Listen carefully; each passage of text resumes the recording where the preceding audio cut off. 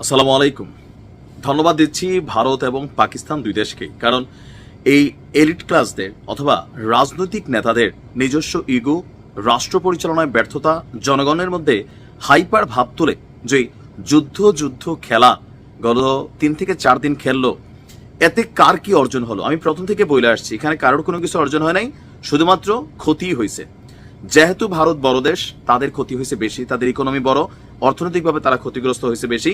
পাকিস্তান ছোট দেশ, তাদের ক্ষতির তুলনা অনেকটা কমই হয়েছে। তবে সমান তালে পাল্লা দিয়ে কিন্তু পাকিস্তান লড়াই করেছে, যার কারণে যুদ্ধবিরতির ইস্যুটা মানতে বাধ্য হয়েছে ভারত। আবার পাকিস্তানও বুঝতে পারছে যে লড়াইয়ে তাদের অর্জনের কোনো কিছু নাই। যাই হোক, আমার নিউজগুলো আপডেট করতে একটু লেট হয়, তো ইতিমধ্যেই আপনারা খবর পেয়েছেন যে আজকে বিকাল 5টা থেকে আপনার ভারত এবং পাকিস্তানের মধ্যে একটা যুদ্ধবিরতি কার্যকর হয়েছে, একটা চুক্তিপত্র হয়েছে।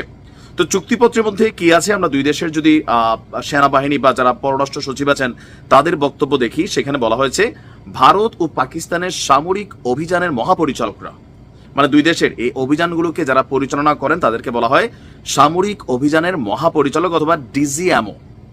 আমি আজকে না কালকে নিউজটা দিয়েছিলাম যে দুই পক্ষই একদম উচ্চ পর্যায়ের প্রতিনিধিদের মধ্যে যোগাযোগ হচ্ছে। তো সেই যোগাযোগটা কাজে দিয়েছে, তারা একমত হয়েছে যে উভয় পক্ষই বিকেল 5টা থেকে স্থল, আকাশ এবং সমুদ্রে সমস্ত ধরনের গুলিবর্ষণ এবং সামরিক পদক্ষেপ তারা বন্ধ করবে, এবং এই সমঝোতা কার্যকর করার জন্য সরকারের পক্ষ থেকে উভয় পক্ষকেই নির্দেশনা আপনার দেওয়া হয়েছে।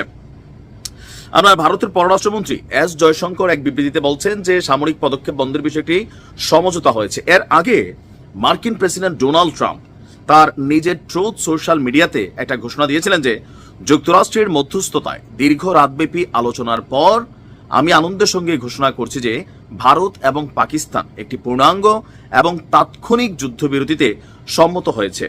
সাধারণ জ্ঞান এবং দুর্দান্ত বুদ্ধিমত্তা ব্যবহারের জন্য উভয় দেশকে অভিনন্দন, এ বিষয়ে আপনার মনোযোগের জন্য ধন্যবাদ। তবে জনগণ এটা মানতে নারাজ। জনগণের ভিতরে ফিলিংস হচ্ছে ভারত রে পাকিস্তান লেটাই ফেলছে, পাকিস্তান রে ভারত লেটাই ফেলছে। দুই দেশের জনগণ দুই রকম উচ্ছ্বাস দিচ্ছেন। পলিটিক্যাল নেতারা লোকাল এলাকায় থাকে না, মানে এরা আবার বিজয় উদযাপন করছেন, কেউ মিষ্টি বিতরণ করছেন।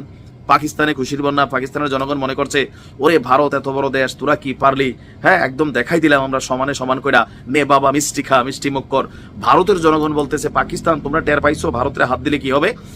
আম জনতা এখনো নিজের ভালো বোঝে না। তো এই জনতাগুলো কারা? ম্যাক্সিমাম জনতাগুলো হচ্ছে অতি উৎসাহী জনতা। আমি একদম প্রথম দিন থেকে বলছিলাম যে দেখেন, এই যুদ্ধগুলা প্রকৃতপক্ষে কোনো আসল যুদ্ধ না। এই যুদ্ধগুলো হচ্ছে পলিটিশিয়ানদের তৈরি করা যুদ্ধ। রাজনীতিতে যেমন বাংলাদেশে দুইটা রাজনীতি চলে, ভারত বিরোধী রাজনীতি, পাকিস্তান বিরোধী রাজনীতি। এগুলো দেখবেন বিশেষ কোনো সরকার ক্ষমতায় আসলে, আওয়ামী লীগের সময় ভারতমুখী সবকিছু চলে, আর বিএনপি বা জামাতের যুগে জামাতের পুরো সেক্টরটাই পাকিস্তানি সেক্টর, মানে দীর্ঘদিন ছিল। এখন নতুন জেনারেশনের মধ্যে এই পরিপন্থার পরিবর্তন হয়েছে। আবার আমাদের দেশের আলেম ওলামারা মনে করে মুসলমান হিসাবে আমাদের পাকিস্তানের পক্ষ নেওয়া উচিত। কেন ভাই? 71-এ তারা যে মারছে, তারা কি হিন্দু মারছে না মুসলমান মারছে? মুসলমানই তো মারছে। এই যে ধর্মকে ব্যবহার করে একটা সিম্পেথি তৈরি করা। আবার আমি দেখছি আমার ফেসবুকে জামাতের অধিকাংশ যারা নেতাকর্মীরা আছেন পাকিস্তান জিন্দাবাদ বলে স্লোগানও দিয়ে দিচ্ছেন, পুরানা টান ফিল করছেন। বিএনপি পন্থী অনেকে নীরব ছিলেন, আবার অবস্থানও দেখেছি। মানে সব মিলিয়ে এই রাজনীতিটা বন্ধ হওয়া দরকার। বাংলাদেশি, ভারত পাকিস্তানের যুদ্ধটা তাদের, তবে আমরা মিডল থেকে যুদ্ধ চাই না। কারণ এই যুদ্ধটাতে দুই দেশের গরিব মরা ছাড়া, সম্পত্তি নষ্ট হওয়া ছাড়া, এলিট ক্লাসের মুনাফা কামাই করা ছাড়া এই যুদ্ধে কোনো কিছু আসবে না।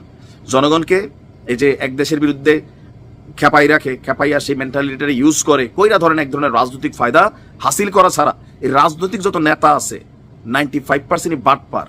নতুন প্রজন্ম হোক আর পুরান প্রজন্ম হোক, 5% আছে দেশপ্রেমিক। ভালো থাকুন। আসসালামু আলাইকুম।